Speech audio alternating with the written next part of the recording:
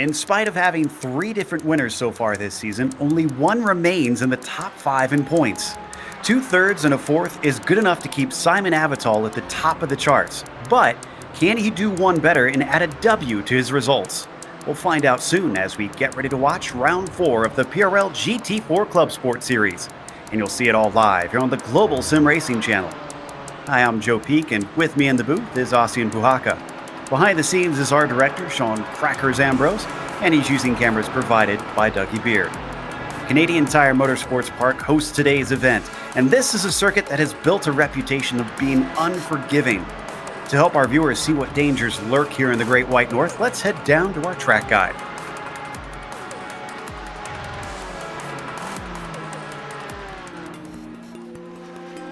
Welcome to Canadian Tire Motorsports Park, or as most fans know it, Mosport. This circuit to the northeast of Toronto is a rarity in the world of racing today. Safety standards and the desire for more overtaking opportunities has caused most tracks to alter their layouts over the years. But Mosport is still exactly the same footprint as it was when it was built in 1961. A mere 11 turns, most of which are high-speed sweepers, are dispersed among 2.5 miles, or just shy of 4 kilometers. The only alterations to the turns have been to the runoff areas, but otherwise the radii, camber, and elevation changes are all untouched. Because cars have continued to get faster through the passage of time, it's made this place a fearsome beast to tackle. Clayton Corner is particularly notorious. The blind crest and steep plunge combined with incredibly high speeds to create a punishing combination. Without many heavy braking zones, passing is often difficult. And other than using the slipstream up the Mario Andretti Straight, the only other option is usually Moss Corner. This double apex hairpin is named after Sir Sterling Moss for his suggestion to redesign it after he saw its initial layout. While the plateau-like middle portion and critical exit onto the backstretch certainly give it plenty of character, the heavy compression at the bottom of the hill that causes a frighteningly short braking zone makes this one not for the faint of heart. Formula One, USAC, and IMSA have all taken their turns here, but recently NASCAR has joined the fray by holding a round for the Truck Series. Old school fans can rejoice for the enduring popularity of this bastion of untouched tarmac, but any motorsports enthusiast can't help but smile at the thrill Mosport continues to provide.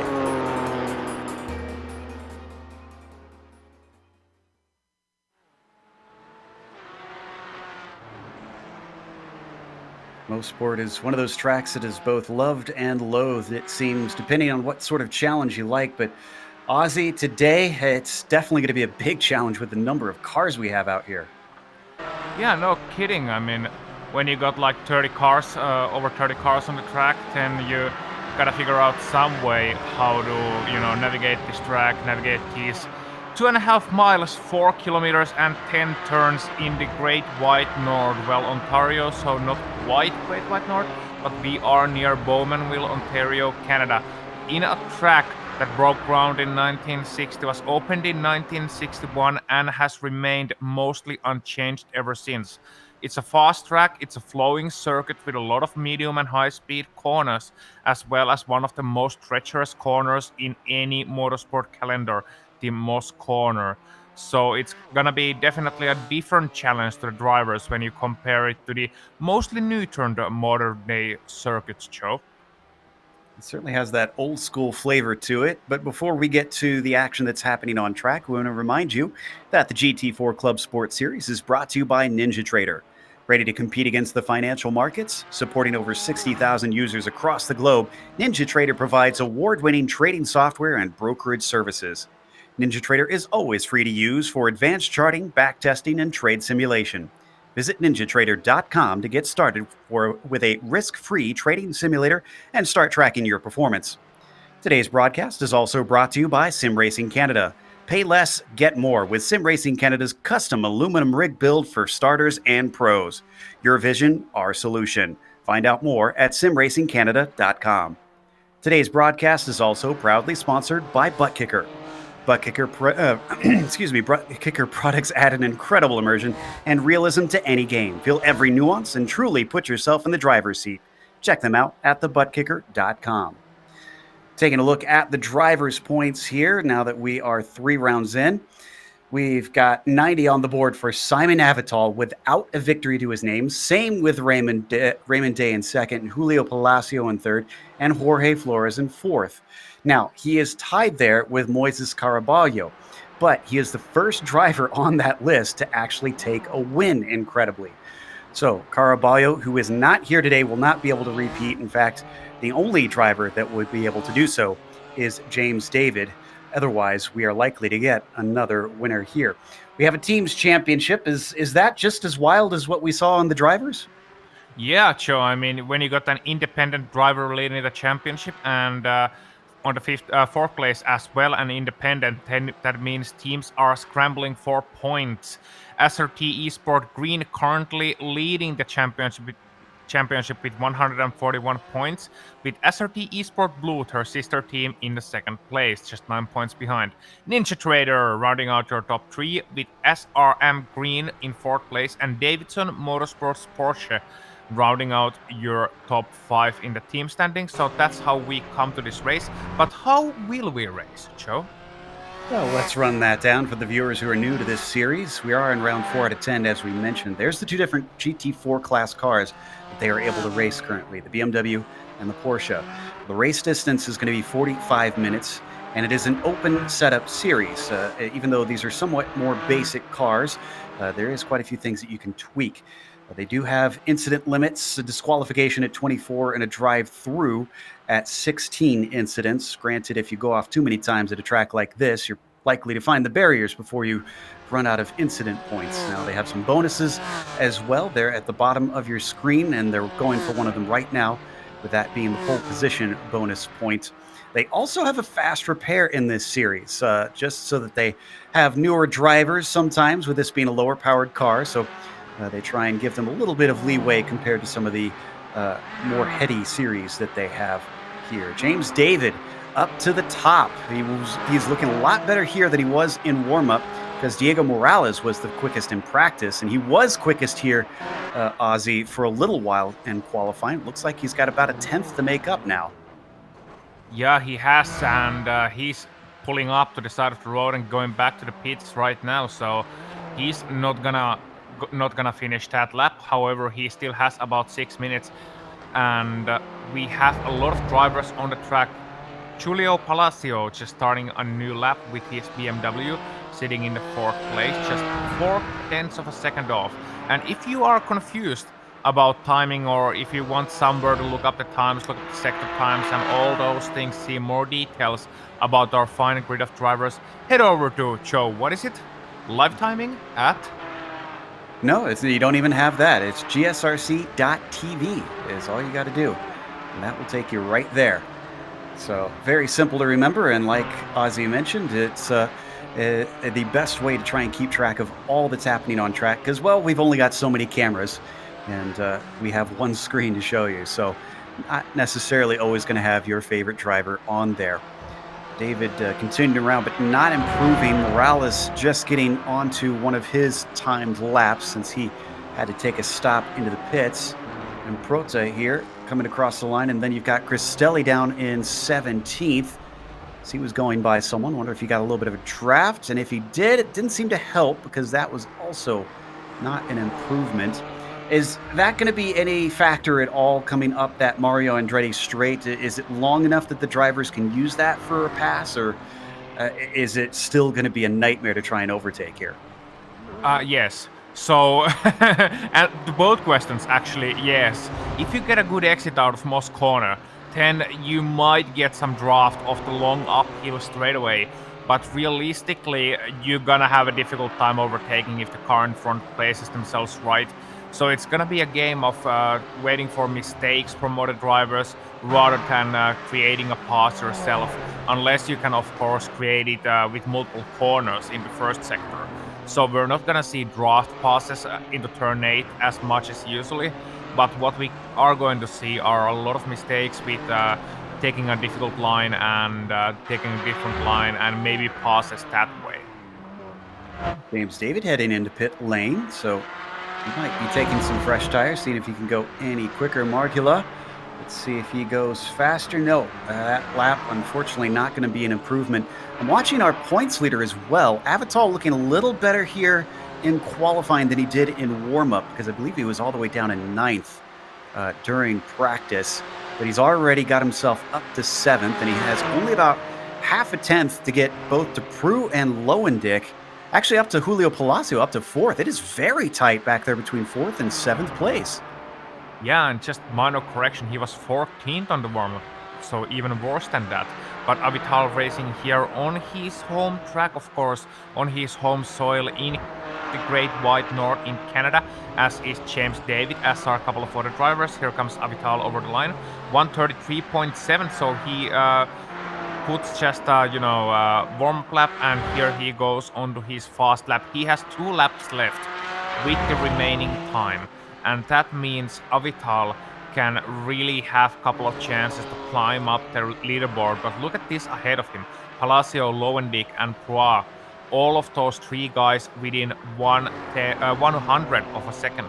So there's a lot of positions to be gained if he finds just a minor improvement. And that has to be an intriguing concept for our points leader. Speaking of Lowendick, he's in 5th right now, and I think he got a bit of a toe up the backstretch, but then he had a compromised entry into turn 8.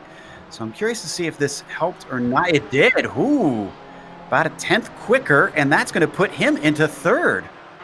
That's a great lap from Ted. We've seen him in the PRL GE series, of course, as well.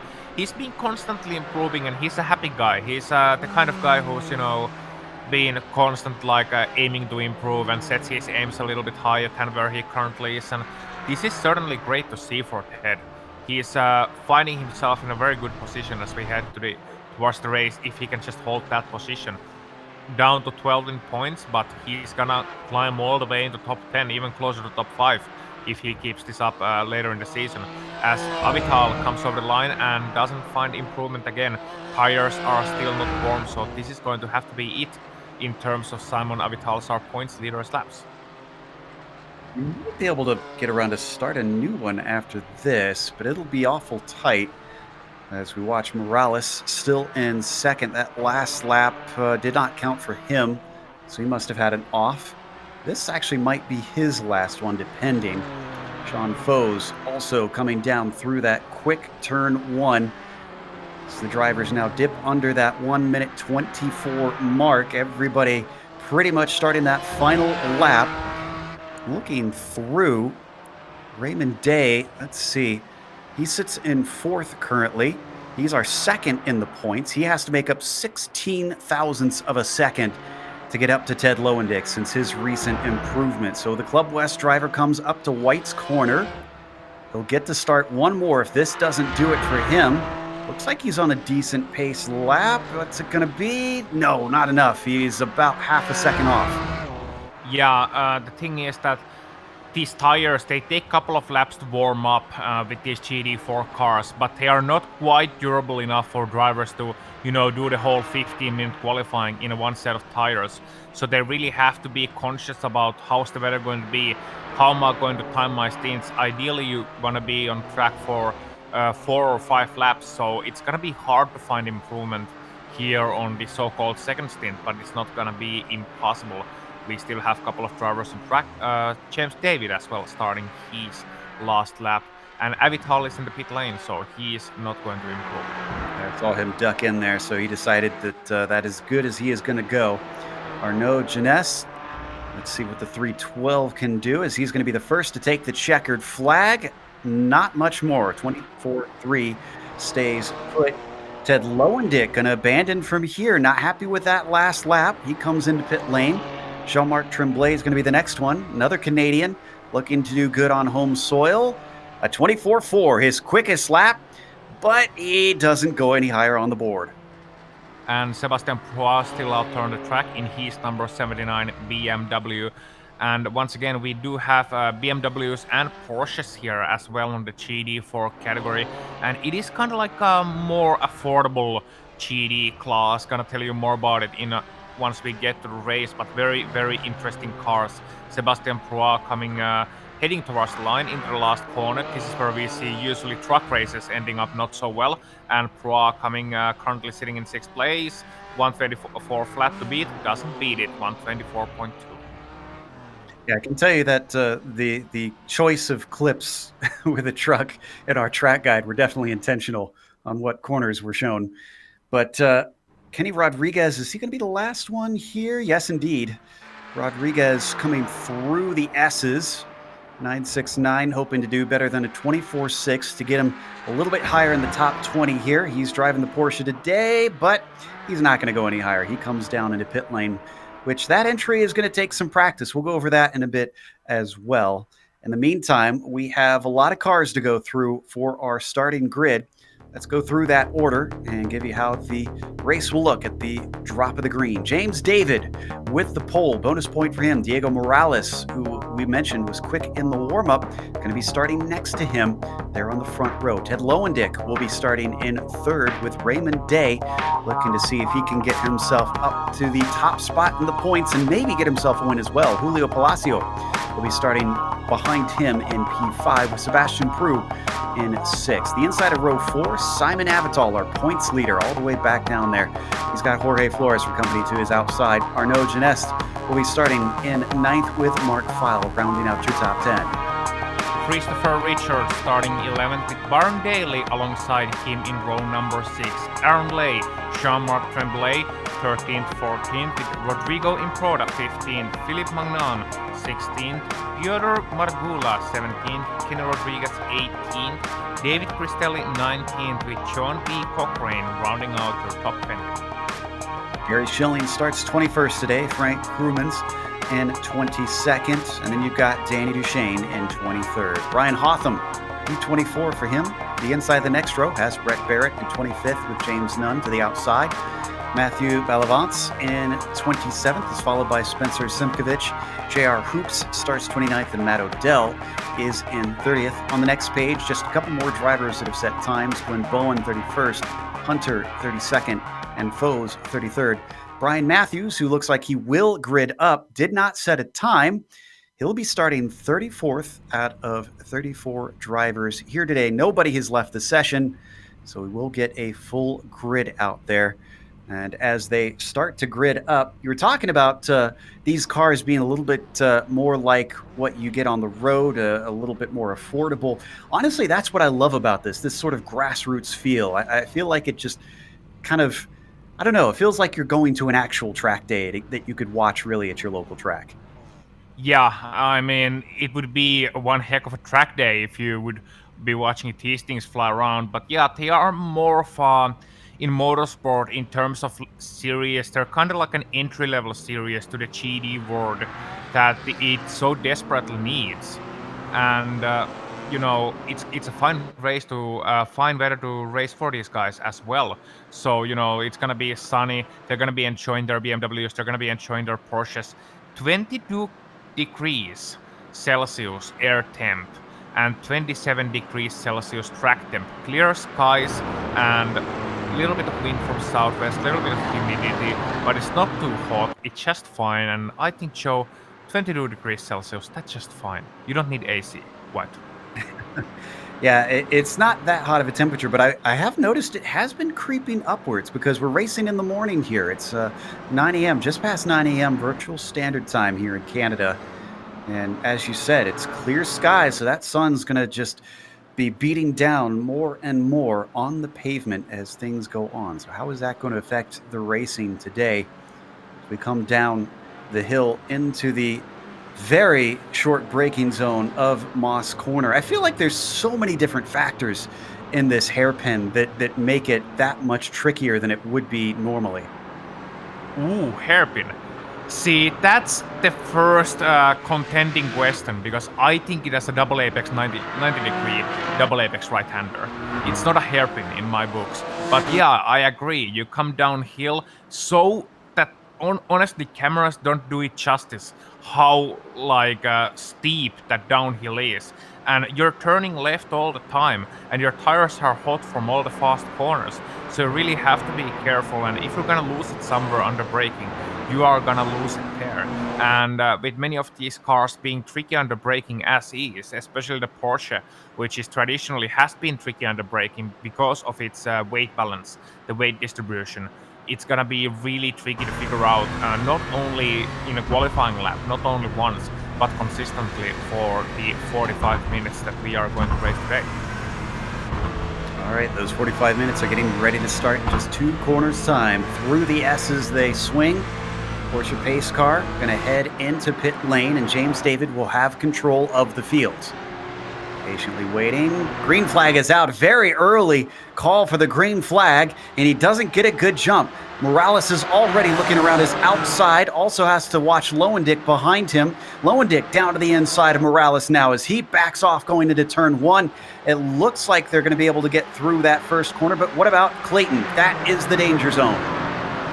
Yeah, that indeed is. You don't want to be on the outside turn, not with the cold tires, not so early on in the race. However, it looks like entire field is gonna make it through turn 2. And no, there's one car wide. That's Glenn Bowen. No need to go to it, but he's in the wall hard in turn number 2 from 30th place. And Raymond Day has spun off the course. I can't tell if he got help, but he is pinned into the inside wall with nowhere to go. He's trying to back out. We're still watching the front of the field. Day has gone to dead last, which is not good considering he was looking at a day where he could maybe have taken the points lead. David is still our leader. Morales second, Lowendick third. Prue and Palacio are fourth and fifth. Yeah, and Sebastian Prua was the driver who kind of punted Day around a little bit in that corner, just a little bit of a contact to the back.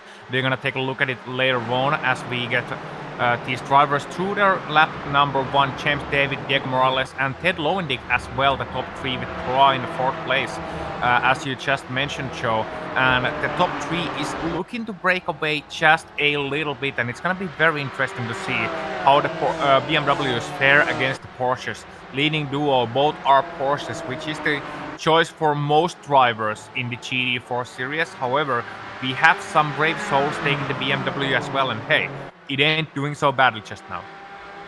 Also, eagle-eyed viewers may have noticed that Flores got one over on Avital, so Jorge up to 7th place, although he's being very hotly contested from behind as we continue to watch the top 2 come out of Quebec.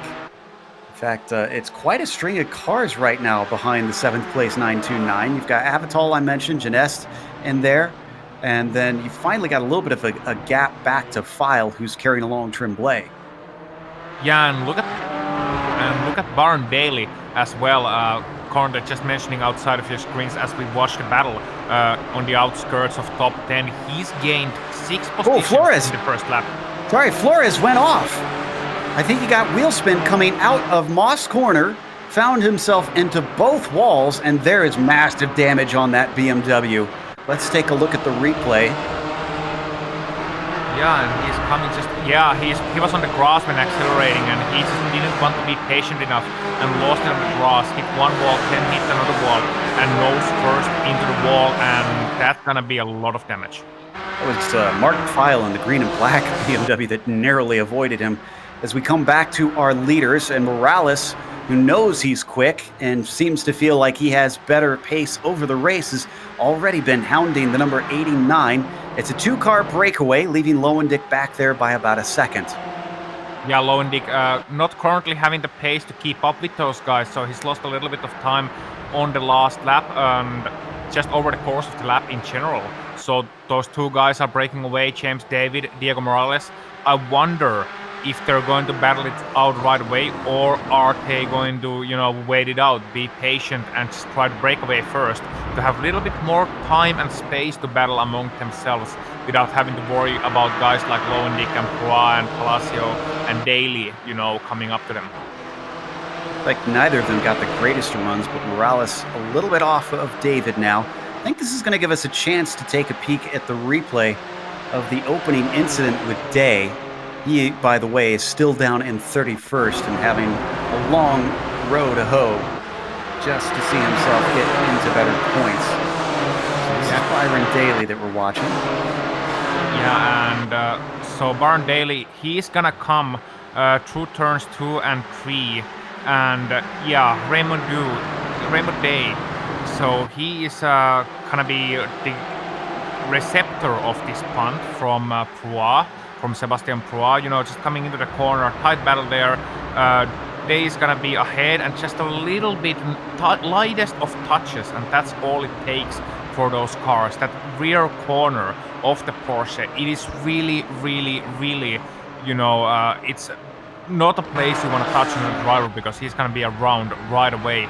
These cars can't even take the slightest of punt into that spot, and it's a combination of a couple of things. For one, all the weight is in the rear. Oh, and we have a car on the wall. Yeah, that's Foes, the number 10. Unfortunately, well down the order. Looks like coming through turn 1, something must have happened here. Looks like we don't have a replay. I can tell you that I've gone back and done some research. He hit the inside wall, and that shot him to the outside wall. Oh, and we've got also Richards. Christopher Richards had spun his car on his own in Moss Corner. Yeah, so a couple of drivers already making errors there. Bit of a different situation to hit the inside wall. Sorry, our lead has changed. On track. Morales got by David on the backstretch. We saw a glance of it on screen. The 89 overtaken with the slipstream as the 22 gets up to the top spot. Let's see if we can pull the replay up on this. He's already in the tow quite well here. No defense, though. David just lets him have the inside. Yeah, and I don't think he reckons that there is any point about battling it just yet, going hard to battle it. Instead, he wants to see how fast Diego can do, and if he can stay in Diego's tow, which we think he can, because the pace difference, honestly, it's not all that big. So David was faster in the qualifying, just 1/10. He's confident in his speed, and he's letting Diego lead a couple of laps, and this is what James is doing here. He's playing the long con. You see Ted Lowendick catching up to them already just as a result of that one little battle. He's caught up to the back of them. He's only 1 second from the lead, only 7/10 from the back of James David. Then we got Proa as well, and we got Palacio Daly trying to catch up into the leading pack as well. And as I was saying earlier on, oh, and we have a car in the wall. That's Lowendick. That's Lowendick in the wall on the back straight, and that's some heavy, heavy damage. How in the world did he wreck there? I suddenly looked over. Just a lapse of concentration to me. Look, he's gonna drift all the way to the right side of your screen, left side of your screen there. Now it's the right side. He's gonna drift to the grass and then hit the inside wall. That is just truly bizarre. I've never seen a car do that except for the Lotus 49, if I'm honest. So Ted Lowendick is still running in 6th. I guess the car's doing okay. BMW built like a tank, apparently. This is not falling off too badly. Yeah, and Volvo and BMW have been doing some work together with tech in the past, I do believe, in technologies. And maybe Volvo lent them a tip or two. Make your cars out of the side of a mountain and they are gonna last. Anyway, here we have Palacio and Daly. And once again, Joe, the race from Byron Daly, it's been just spectacular. He's all the way to 5th place from 12th, and he gained most of those positions on lap number 1. What if he can get on the podium here? You have to wonder. Certainly looks pretty good. We ride on board with him with the helmet cam. Up ahead, that is Palacio, and then just a little farther up, you might catch flashes of Sebastian Prue, who currently rides in that podium spot, up in 3rd. They lost a little bit of time to James David. Before, we had almost a 6-car train going for the lead, but losing Ted Lowendick on the backstretch sort of broke the draft, it seems, and don't really look like they have the pace to keep up with those top 2 as we come back on the front stretch. Just starting lap 7 now in this 45-minute race. We have a long ways to go. Yeah, and Ted Lowendick, that mistake from him, still gonna be something he's gonna be so gutted about. And that's the kind of thing people have to avoid here. Making silly errors like that. And so far we're calling the silly error. It might have been a technical issue, it might have been a mechanical issue, something wrong with the hardware, maybe the pedals, maybe the wheel. Although I suspect it's not a wheel disconnect, because on iRacing that means the wheel goes 90 degrees to the left and not to the right where he drifted off. So might have been some other kind of issue as well. Meanwhile, Arnaud Genest and Mark Feil places 8 and 9, and we had a huge wreck. Sorry, Danny Duchesne, Spencer Zemkovich, and the number 012 involved. This happened out of turn 1. I think there was at least 4 or 5 cars involved, and that started with, this starts with Bell Vance, the 722, and then more cars look like they pile in. Oh yeah, he just lost it. He just lost it on the exit of the corner, gonna go to the inside wall, and oh, that's where you hit the brakes, man. That's where you have to hit the brakes. That's a blind corner exit, and many other cars piling in as well. Unfortunately, heavy damage for Danny Duchesne. Yeah, we're gonna watch from Duchesne's perspective. It's kind of a blind corner too. There's that wall there. Yeah. Where Very are little you he going could to do. go? You can't turn your car any tighter. You're coming at a racing speed because, of course, you are. The yellow flags are only gonna come in maybe at the middle of a corner, and there's just nowhere you can go. So yeah, when you crash, hit the brakes. Fortunately, a lot of cars had to retire after that one, as it looks like Duchesne, despite having a spare car, decided to pull it behind the wall. Meanwhile, we've headed back to our battle, both for the lead and then back behind. You can see 3rd, 4th, and 5th continue to run in a row like ducks.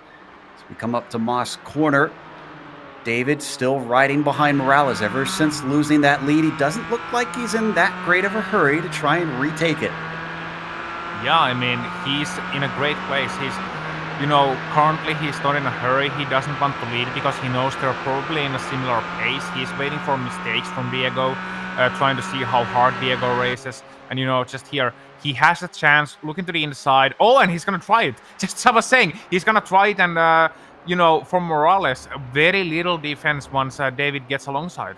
Always looking to make a liar out of me. The drivers seem... I was just about to say. Yeah, as soon as we say they're not interested in doing anything, well, and there's a mistake from James David, but Morales does lift before they come into turn 1. He's going to stay in line. The two Porsches still holding P1 and P2. And their little scuffle has not cost them too much. It's about 1.7 seconds back to Prue there. And the first BMW in the field. Yeah, they're being smart about it. Ooh, that battle's getting pretty hot, though, because Byron Daly taking a look on Julio Palacio, and if Palacio was aware of what happened to Raymond Day, he might want to give Byron Daly a little bit more room there. Thankfully, it did not come to blows. Yeah, Byron Daly getting a little bit squirrely at coming towards Moss corner, just in turn number 3, turn number 4 as well. And ahead of him, Palacio and Pua just trying their best to get away. Pua trying to break the drop here. You can see him moving to the left side and the right side of the racetrack once again towards the middle. Gonna hold the inside as they come across, come on the and ready straight and all the way in turn 8, and nothing doing there so far. But this might be a little bit more interesting. We got 2 Porsches in the lead and 10 BMWs in that second pack. And Lowendick as well, he's still going on. However, he's under attack from Simon Avital and Arnaud Chinest and Mark File as well catching up to him. So that might be something worth taking a look at. Yeah, I suspect that Lowendick is finally suffering from the damage that he got early on. There you see it on screen. He is leading an absolute train. That's Avital, our points leader, who's wanting to get by probably rather quickly here. Genest is behind him, then File, and Tremblay is the last in the group, actually rounding out the top 10. Yeah, and this can go so wrong so quickly for Ted Lowendick. He's doing well so far, but he's got a damaged car. He hasn't been to the pit lane yet because he's not within the fuel window, I think. So he thinks his car is good enough to keep going. Avital, Genest, File, Tremblay, they are all gonna be behind him. They know about the situation. They see a wounded car ahead of them, and their only thought right now is to get past him as quick as possible. It's gonna bunch them up, however.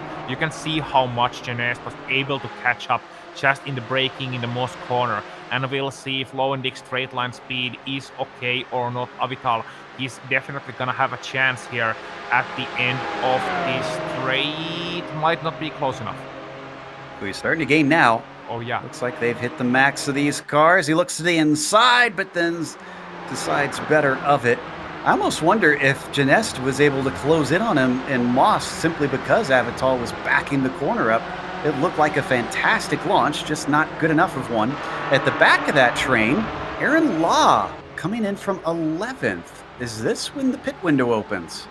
I think it might be, and that might be a very smart decision from Aaron Law, because that train goes all the way to P number 6, and if these guys start battling, which is definitely on the forecast, we have a forecast of clear skies with a light chance of fights going on. So, you know, a little bit of rain, hopefully not blood, hopefully not car parts, just, you know, great battling. And, you know, these guys, once they start scuffling it out, they start deciding the positions, then, you know, he might be the one to benefit out of all the lost lap time. Ooh, and we've had a lead change, but we might get another here. Morales looking a little bit sketchy off the corner. David's going to have the slipstream. They're starting to come up to lap traffic already. That's Simkovic in front of them. Don't think they're going to catch him. Let's see if we get Morales covering off the inside. Yes, a little bit more defensive than what we were seeing before. So David is held off for the time being. Let's take a look at the replay of how this pass happened, because I believe it was right about where they are now. And we've seen this from David before. A little bit of a mistake off of White's corner.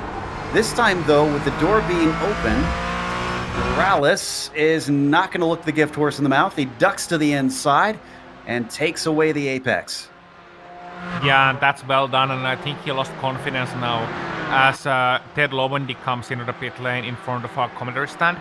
I think Morales lost confidence at you know, James David's ability to stay out of trouble and lead this race in terms of raw pace. I think he sees a weakness, and when you see a weakness, it's absolutely the right thing to try and go for an overtake and you know, make sure that the other guy knows that, hey, I'm not intending to give this up anymore. I'm gonna be here up until the pit stops at least. And they are once again running into lap traffic in the form of Chris Richards, in the form of Sean Foss as well. You know, so it's a short track. There's gonna be a lot of lap traffic, and that's gonna play an effect. Some of those drivers had to come in, get their spare car, so they might have even another pit stop in their future before the checkered flag falls. Not close enough this time. David can't even go on the attack. Morales not showing any sort of defense.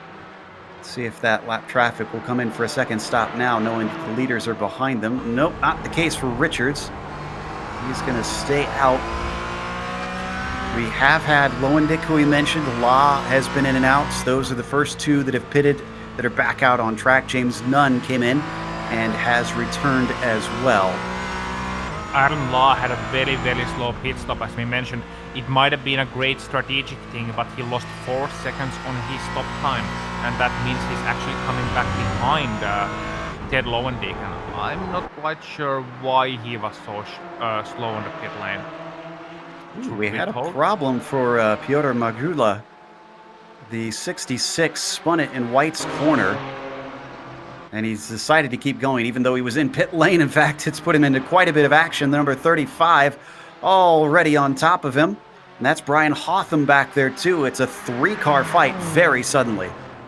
Yeah, but Frank Kroijman's gonna run a little bit wide in turn number 2, and that's gonna allow Brian Hotham to get through him. So, a bit of a mistake in turn number 2. However, that's not the kind of, you know, that's not the worst possible mistake you can make there. If you go a little bit wide but stay on track, you're gonna be golden. However, if you know, if you go way wide, then there's nothing stopping you from going to the wall, and that's what's happening in the last corner. He spun it around, hit the curbs, and was on the pit entry. And thankfully he was there, because he had good time to, you know, turn the car around and take his time with it. And then check this out. Byron Daly, not only is he quick and smooth with his race pace, but he's crafty. Watch this with the traffic coming up in front of him. He is going to get a good run on Palacio, and as he's distracted into Moss Corner, look at this. Yeah, that's 3 wide. Yeah, that's very brave and very good, but he saw the opportunity. And, you know, once you see an opportunity like that as a driver, you kind of don't want to pass it up, because you've been behind, and passing is so difficult here. You've been behind those guys for so long. And also, when you see someone checking up like that, it might even be safer to take to the free lane rather than try and brake, because you're going to be reacting too late anyway. unless you're somehow able to anticipate what's happening. That's called racecraft. But once he pulled to the inside, he knew that, you know, if he holds his line tight, it's very unlikely that guys are coming more towards the inside in the middle of a corner. So in a sense, he was free, but it was very, very wild as we move on back into our lead battle side by side. Yeah, there was a little look around the outside from David. A mistake coming out of Moss corner for Diego allowed him the chance to at least give a go at it. We're going to ride on board now with David watching, and this is his Achilles heel. Look at him drop off through White's corner. James David has really got to practice that last turn because it has been biting him time after time. Yeah, he just can't get it turned in. I don't know why, you know, the car's just not turning right. I'm thinking it may, let's see if the other right-hand corners are the same thing. Let's see if he lost any time on turn number 3, because I'm very curious about this. I might have a theory in case he does. Oh, he's holding a very tight line to the inside, taking a bit of bad exit once again. Understeering. Yeah, he might have a little bit of an off-balance setup maybe. And that's very curious if he made it that way, you know, he made it turn left better than right. Maybe due to turn number 2, I don't know. That's my theory, because the car is turning right just fine. It's just, you know, not turning left so well. So it's an anti-NASCAR in a sense. Well, and I would think that with it being a clockwise circuit, it would be better to have it turning right, because he's got long corners like turn 1 and Quebec, and then they've got turn 8. So I don't know. That is just weird. Yeah, it's just a theory, a very, you know, strange theory, but that might be one of the cases. However, he's very good in the last corner, so maybe it's just weight distribution, weight change. Once you come left, see, and all the weight is to the right side, and then once the weight moves to the left side, it's just not doing so quickly enough. Now he was a little bit more patient, and he's able to get a good exit, but it might be very, very difficult to adjust how the car is you know, moving from one side to another. Even with the limited setup options you have here, you can still make it a bit softer, you can make it a bit harder, you can increase the stiffness of the front sway bars, also known as the anti-roll bars, and that all is going to have an effect. So the front and rear anti-roll bars, those are going to have an effect, tremendous effect, how the car handles in terms of weight changes, and, you know, weight, how the weight distributes from one side to another, and how quickly it does it. Remember, David was able to win round 2, and he missed round 1, hence why he is so far down the order. He finished second in round 3 at Silverstone as well, as they come up the backstretch one more time. So David could quickly shoot up the order with another good result, especially considering Avital, who has not finished lower than 4th, is still sitting in 6th place. He's made some inroads, but he started this thing in 7th, not as many as I'm sure he would like to have. Yeah, not at all. So he's been pretty quiet in this race so far. Honestly, almost like a bit of a sleeper in this race, in that he's got that free position from Ted Lowendick, but that's it. He's not going to be, he hasn't been doing any passing. He hasn't been really active here. Maybe he's just been waiting, or maybe Mosport is just not his track, plain and simple. That could be it. He just doesn't have the pace here, because he didn't have the pace in qualifying nor in practice. But this is what you need to do in order to, you know, do well in the championship.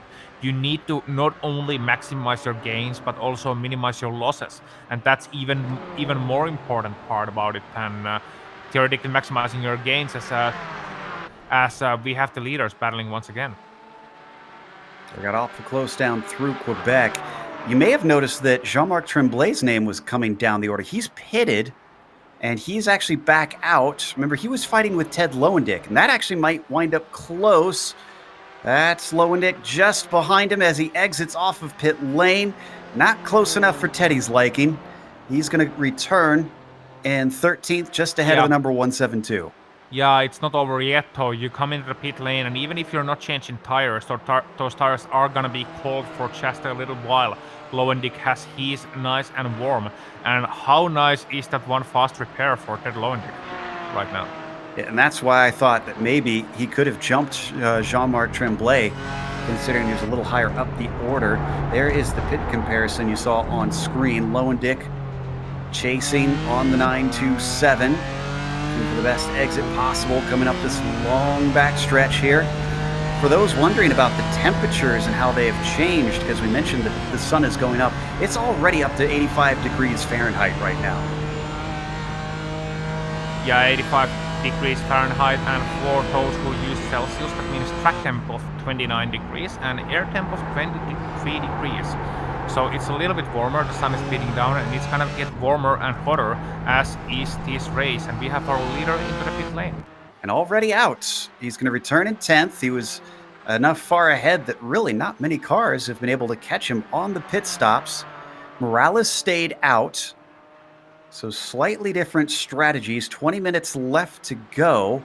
This might be about the end of the pit window here as we come down to the battle for what is now second place, Daly, Prue, and Palacio.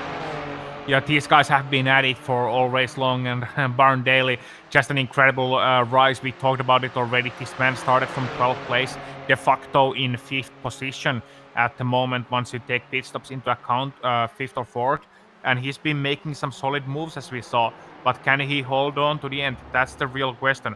How are his tires on his BMW? And when is he going to come in? Is he gonna jump into the pit lane now? No, he's not, nor is anyone else from this particular pack. Let's see behind them. Avital, Chinest, Mark File. I was looking at those guys earlier on. They had a pretty big scuffle going on as well. None of them are going to pit either. But this 6, 7, 8 might even be more interesting than the 2, 3, 4, just because Ornor Chinest and Mark File, they've been so close to each other at these last couple of laps, and I'm seeing some weaknesses in the way Simon Avital drives. They come over the crest down through Clayton. You can see the speed they're going at, even from above here as they swing down through that plunging corner and then out through Quebec. It is still Avital and the bright candy-colored car that you can see. Then it's Genest second in line in the black and white. And then the green rims are on Mark File in the number 77 rather. I like that paint scheme from Simon Avital so much. It's got that black, and it's a little bit black. You have all the space for your logos here, nice and wide, and the rest of the space is filled with that beautiful pattern. You said it's a candy pattern. I'm thinking more of an oil painting from the 90s, you know, or maybe a couch from the 90s as well. I'm also thinking late 60s, but for a different reason. Yeah, it was. That's where my mind kind of went to there. As they come around, anybody going to take this time? No, none of them in. So this is where it gets fascinating, because we don't often see this big of a difference in strategy between leaders. James David came in somewhat early, and this might bite him because he's starting to catch the cars that have not pitted yet, including Improta and the number 11. Morales is staying out, Daly's staying out, Prue, pretty much everybody in the top 10 except for him, as Improto actually almost got shoved off the course in turn 1. We stay on this battle here, watching Avital having to play defense on the 312. Yeah, so he's definitely not in a happy place right now, having to defend all this time. Genest and File as well, and File is looking constantly for a chance to overtake. You know, he's been hot on the heels of Genest, and I think he's getting a little bit impatient back there. You can see him looking a little bit to the inside in the corners, might be just taking a cautious line to the Moss corner under braking, but he's also dropping back just a little bit at this point in time. So it's a little bit of a double-edged sword. However, I'm looking at the lap times right now on my screen on the live timing, and you can do so too at GSRC.tv. That's GSRC.tv. No need for anything else in the address. And you know, it's very tight, and so far Simon Avital's fastest lap 124.798. That's 6/10 slower than anyone else on the lead pack. Half a second slower than Sebastian Proa in the third place, and 6/10 slower than anyone else. Hopped on board, looking through the dash of Mark File. We sit on his roll bar down through Clayton Corner one more time. 16 minutes left to go, just about to the final third of this race at this point. We're waiting on a small handful of cars out of our 34 starters yet to pit. Some have DNF'd already. JR Hoops, Christopher Richards, and Danny Duchesne have called it a day early, unfortunately. Yeah, a couple of cars out, but not as many as you'd expect maybe from Mosport. So we got a couple of cars lap down, a couple of cars 2 laps down, and just 3 drivers listed as retired. And I'm gonna say that's an absolute win when it comes to Mosport, knowing how difficult of a track it is. And I just... Meanwhile, got a nice little fight between 2 drivers who have pitted, and that is Tremblay to the outside as Lowendick makes the move to get himself into 11th through Moss Corner. Brave stuff. As they come up the back stretch, it's too far away for Jean-Marc Tremblay to respond. Again, both of them are done with their stops, and now Morales is finally in. Our leader pits. James David is coming past the start-finish line right now. There's Morales back out. He's finished his stop, and he is easily ahead. Yeah, he's gonna regain that lead and regain it very well indeed. So Morales now taking the second corner in a clear lead. James David in second place. You can see him a couple of seconds back. In fact, about 3 or 4 seconds back from Diego Morales in the race lead. And now it's all about traffic management for Diego Morales and tire management. How hard has he punished his tires early on? How's the traffic gonna play into his hand? There is a lot of it, and some of them are battling as well. He doesn't want to lose too much time, lest he wants to battle once again with James David. And, you know, it's all about that at this point in time. All about, okay, get back into your groove, know your situation, know that you have the advantage, and use it accordingly.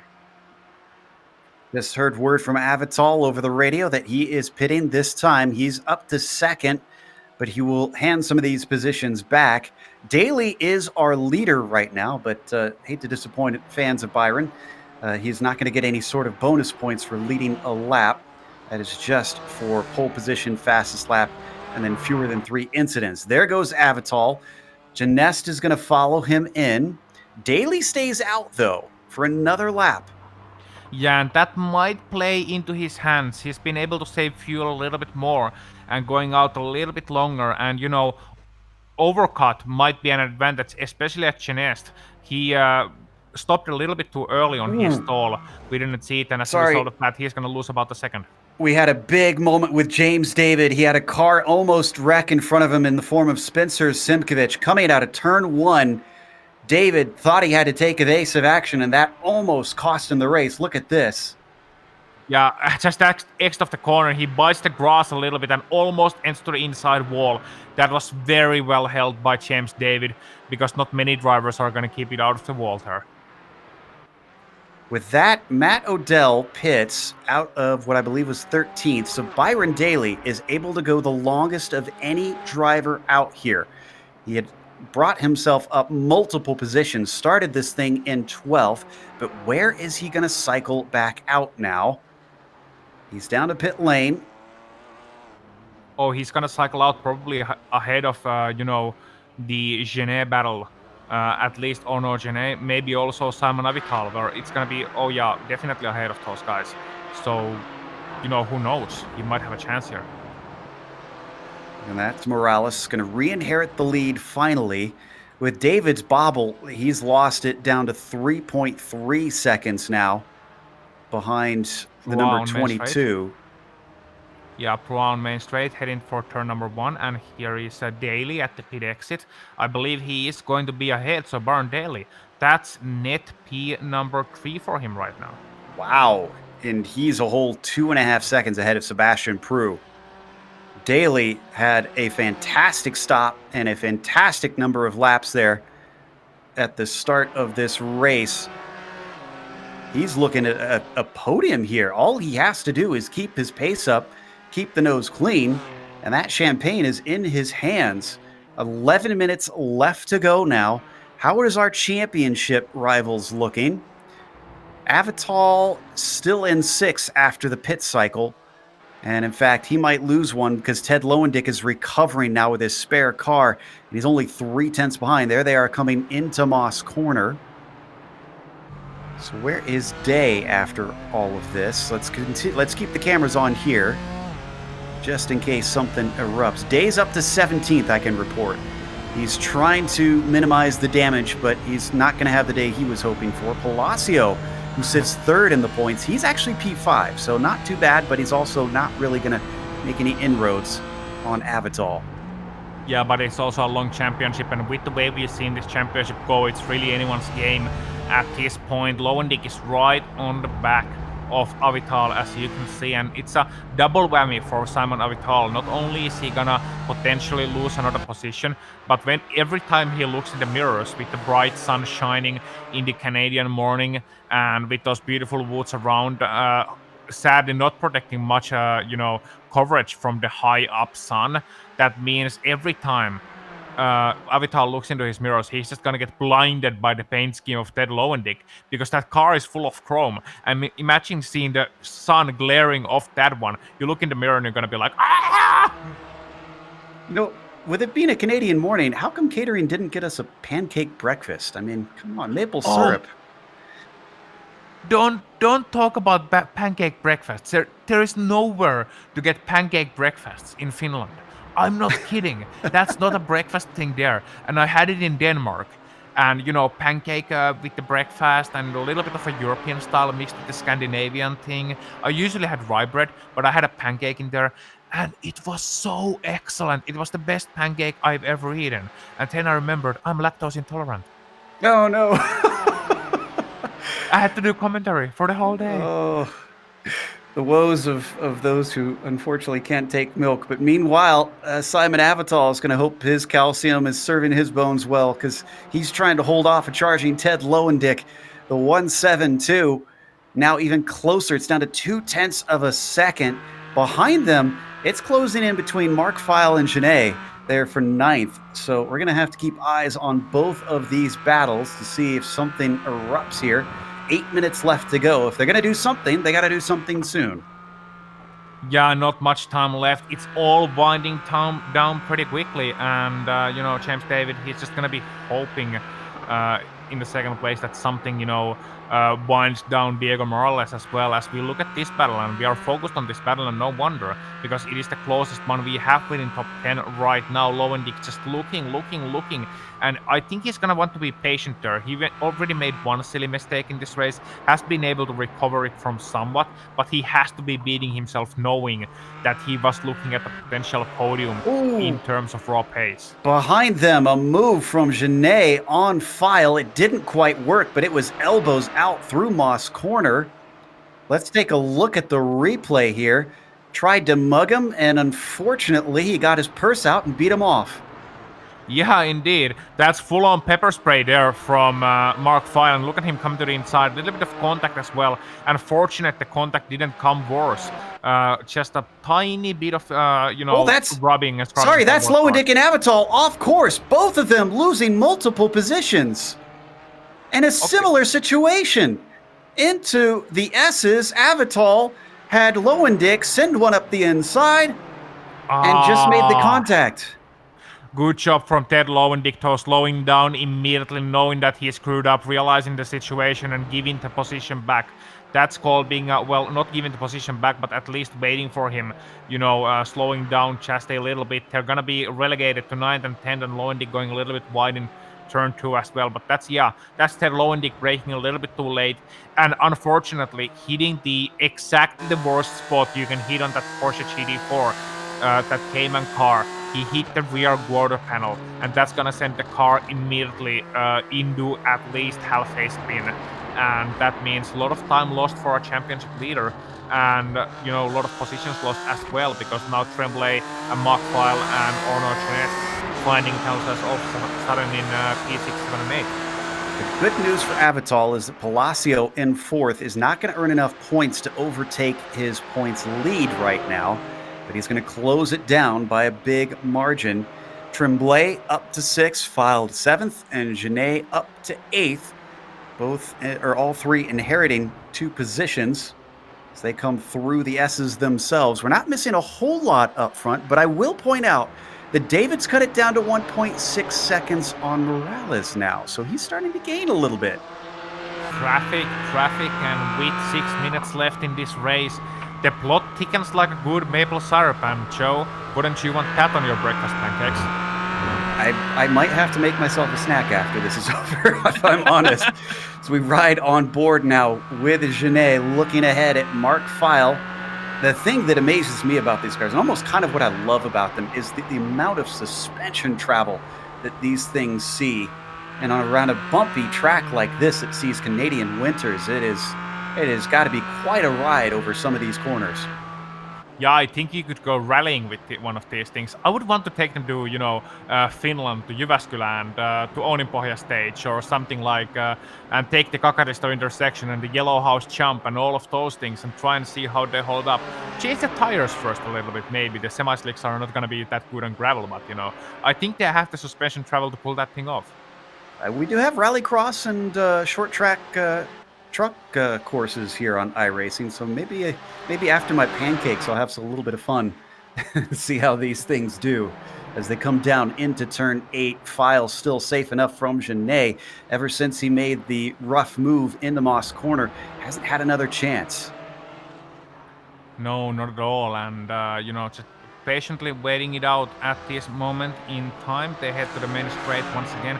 Not too many laps left, and the pace these guys are doing 125s, 125.4, 125.3 for this pack.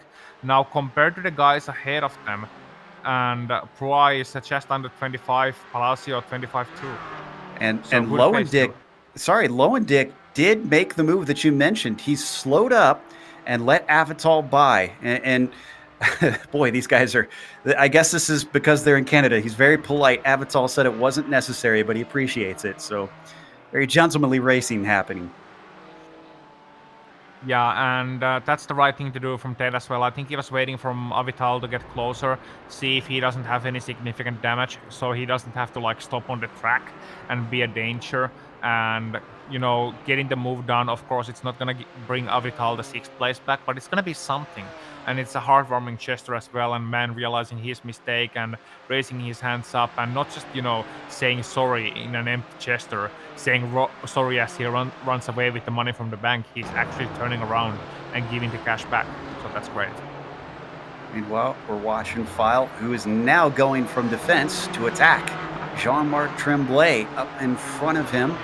Could he maybe sneak 6th place away in these final few laps? They are starting to drop off Genet after he was closing in just a lap ago to within a 10th or 2 behind that number 77. Down through turn 1, very different lines for all 3 drivers. We're down to 3 laps to go, I think. Thereabouts 3 laps, I would say. And these guys just, trying to find the last spots. Mark File trying to force Tremblay into mistake. However, Jean-Marc Tremblay, he's a very experienced driver, a very good driver, solid, consistent driver. He has GDE experience, looking to do pretty well with the GT4s as well, and I don't think he's going to be the kind of driver easily forced into a silly error. File is just going to, file back behind him, and Genet is doing his earnest to try and make up a position. Maybe always on point. Oh, Avital had a problem. Avital is off course. I see Cristelli with him. Is this related? No, it looks like 2 separate incidents. Yeah, Avital is gonna have the typical Moss corner thing happen to him there, where he just runs wide in the middle of the corner that comes to you quickly. And, the slowest and most stupid feeling spin in a while for Simon Avital, because that always feels so heart-wrenching when you just spin at like 2 miles an hour. It's just, why? I'm being a great racing driver here. I'm doing well. I have great skill. I'm leading the championship, and then you spin at 2 miles an hour. And Simon Avital is maybe gonna have to take some counseling from Sebastian Vettel. Meanwhile, as we go back to the battle for 6th, I'm keeping half an eye on the lead. They're going to get the white flag this time by, and it is down to 0.8 of a second.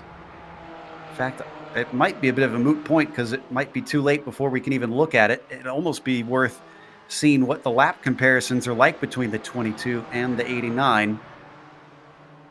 These 3 continuing to remain close. There's our 2 leaders. That's Morales in the green and black. with David in the black and white.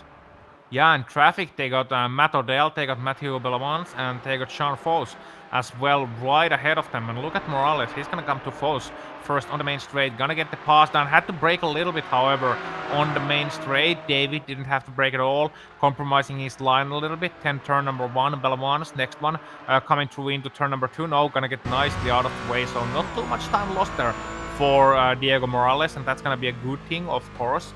In terms of his race lead, Matt Odell is going to be next guy. James David flirting with disaster, nearly touching the grass on the outside of Clayton. He was down to 7/10 actually. He gained a little bit on Morales with that traffic, but he just gave it all away. I'm going to gain some more maybe. Look at them side by side, James Nunn and Matt Odell, and Morales is going to come right back up to them in the Moss corner. Yeah, he's going to have to brake here. Look at this. And compromising his exit as well, and that's gonna give David a chance here. He's in a 2-car draft here, and he had a better exit. Can Diego hold on? Is this going to be enough? James David staying right in those tire tracks as we ride on board. Morales defending the inside, covering it off. They have James Nunn in front of them. Is he going to let them by? He's slowing up. He has to come back to the racing line. It's not enough for James David. It'll take something incredible from here on out for him to try and get by. Maybe an over-under? No, doesn't work there. The S's are done. It's only White's corner left. I don't think there's anything in it from here. Just a smooth exit is going to do it for Morales. He is going to be our 4th different winner, and not by much here in Canada. Amazing stuff from both of those guys. And in 6th place as well behind them, we're gonna still see some battling here. Jean-Marc Tremblay, Mark File, Arnaud Genest. Are we gonna see any NASCAR moves in those last couple of corners? I don't think so. Genest losing a little bit of time. Mark File not gonna be, too trigger happy with it. And as a result of that, Tremblay holds on, File 7th and Genet 8th. And further behind them, I'm just browsing through to see any battles. 14th, yeah, Peter Margula and Raymond Du. One of our championship contenders here, of course, Raymond, who had a disaster early on. He's making a comeback drive, but is it all gonna come to naught? Is he gonna be able to get that 14th place away? He's gonna try to Magula. Magula gonna run wide into the grass, and not enough for Raymond, unfortunately. Yep, only up to P15 after starting 4th in this race. 20 cars left on the lead lap, the last of them coming to the line now. So that's going to take us to break here on the Global Sim Racing Channel. We'll come back with the unofficial results as well as driver interviews. Stick around because on screen you'll see all the upcoming races here on GSRC.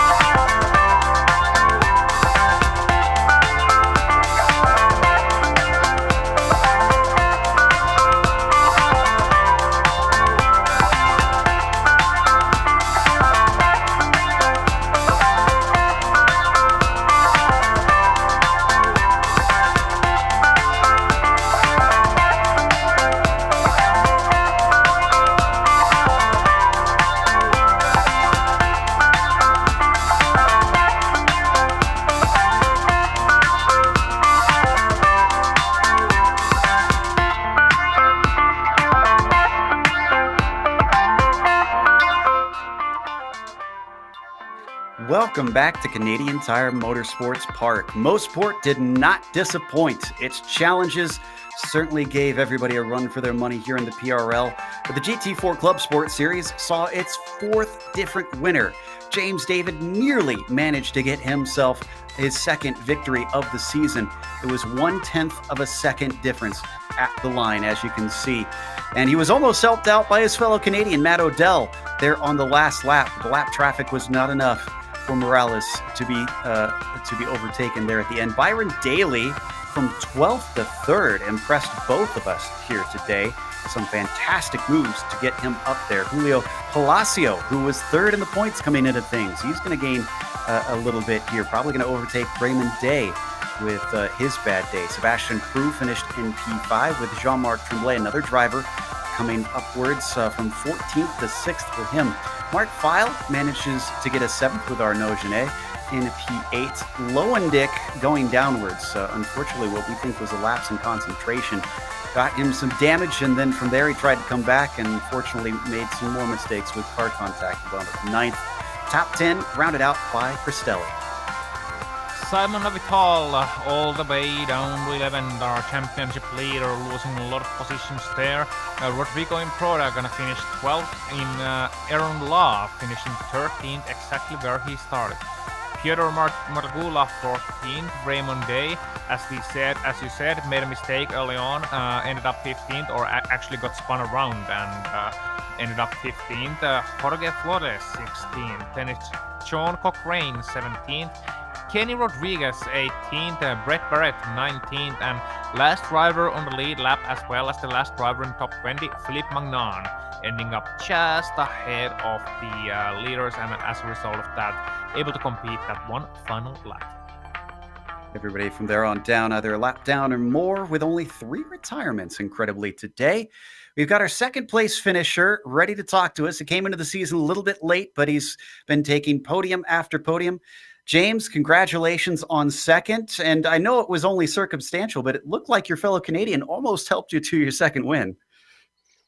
Yeah, hi guys. That was really fun. Amazing race by Diego. I made a couple mistakes, but he made a really good race. I wasn't able to catch him up. I hope it was a good show because it was amazing from the car. It looked amazing. It wasn't without its scary moments. We saw at one point, at least, coming through turn 1, looked like you almost threw the whole thing away there. Yeah, and turn 1 and turn 2 I was really when I was coming on lappers, I think, oh my god, that was really close. And just before that, also in the S's, I came really close to the wall, and I decided to pit early. Oh my god, tonight I had a couple of heart attack, I must admit. We wondered about that early call to pit. Was that because you felt like you could get one over on Diego? And if so, did it feel like it backfired a little bit? It looked like you lost quite a bit of time. Yeah, but I don't know if you saw that, but just before when we enter the Hesses, we break, both of us break late, and I break a little bit later than him. He came really close to catch the grass on the outside in the Hesses, not the good place to catch the grass at 200 and I don't know how much, but I just came close to the wall, so I was losing a lot of time. I lose like 2 or 3 seconds, so I decide to pit right away because I lost a lot of time there. I think I damaged the car, but it was going good after anyway. So that's why I decided to pit early, because I came close to hit the wall. I already lost 2 or 3 seconds. Well, regardless, it's still racking you up points, and you're climbing up the order very quickly. Go enjoy some champagne, and again, congratulations. Thank you very much, guys, and thanks again for being streaming us. Thank you. Have a good evening. That was James David, second place finisher, as Ozzy has caught up with third place finisher that we certainly enjoyed watching, Byron Daly. Byron, welcome here, and what a race for you at Mosport. 6 places up on the opening lap. Talk us through how were you able to do the Canadian bank robbery here? Honestly, it was a very eventful race. Like I never expected like a finish like this, starting from so far back on the grid. But kind of the seas open up there when I don't know who it was spun out, and I gained 3 spots there. And just on the initial start, I had kind of figured out how to get the car ready for the starts, and it was making outside line passes. It was really cool, a lot of fun, and took advantage of a few opportune moments to end up P3.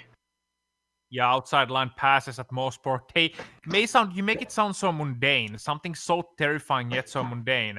It's kind of like Crocodile Dundee, just casually talking about crocodiles while wrestling them and so on. But Burn 10 later on, you capitalized on some mistakes, but you were also able to make some moves.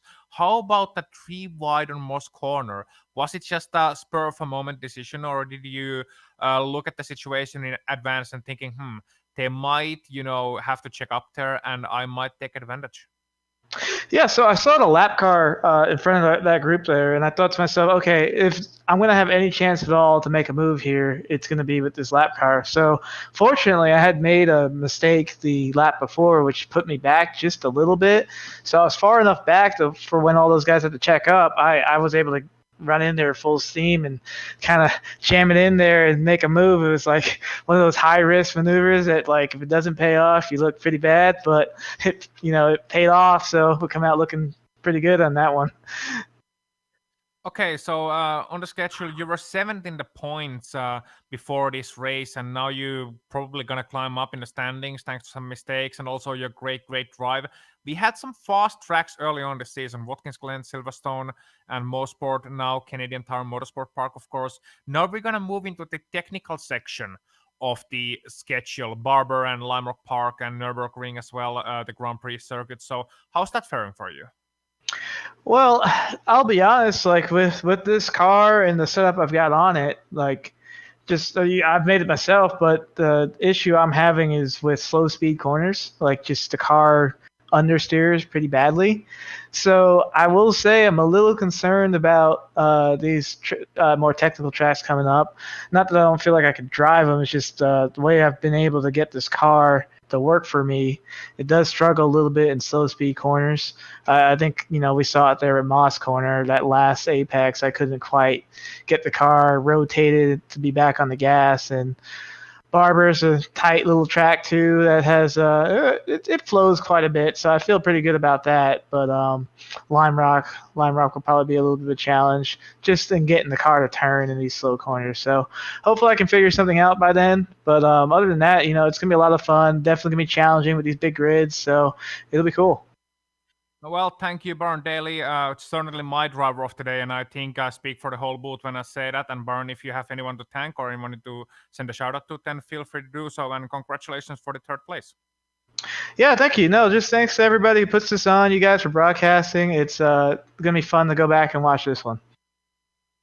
Thank you, Burn Daly. And then it's on the show P with some news from upcoming schedule as well as some people to thank. Exactly. And, well, we had fun calling this one from the booth as well. So I can't imagine how fun it was for the drivers. Thanks, by the way, to the sponsors of this race, starting, of course, with Simsa. They can be found at simsa.net. Excuse me, NinjaTrader, rather. Have the wrong information in my script, apparently. So NinjaTrader, thank you to them for sponsoring. They can be found at ninjatrader.com. And then, of course, SimRacing Canada can be found at SimRacingCanada.com. Very easy to find them. ButtKicker products, if you are interested in souping up your rig, can be found at theButtKicker.com. Also, we want to thank the companies that provide the software and the hardware for our broadcasts. They're listed here on your screen. Additional thanks to June Lalonde, who provides our wonderful music. See the screen for how to get hold of more of her great work. And thanks to the team today, Ozzy, Sean, and Dougie. If you'd like to find out more about GSRC, including upcoming races, you can find it at globalsimracingchannel.com. And also check out our social media outlets, which is Twitter at GSR Channel, Facebook, Global Sim Racing Channel, and Instagram, GSRC_Gram. If you'd like to support us, check out our merchandise store. We've linked it below at gsrc.storeenvy.com. While you're here, make sure and subscribe to the channel. You'll see it while you're down there looking at the description. It's a big red button that says subscribe. The next race that we are covering, as we mentioned, is Lime Rock Park. That'll be Tuesday, July 20th at 9 p.m. Eastern. These drivers, though, while we aren't watching, are going to be down in Alabama at Barber Motorsports Park. We have upcoming races for other series listed on the screen. Make sure to check those out and mark them down on your calendar. But until next time, race clean, race hard. See you on the track.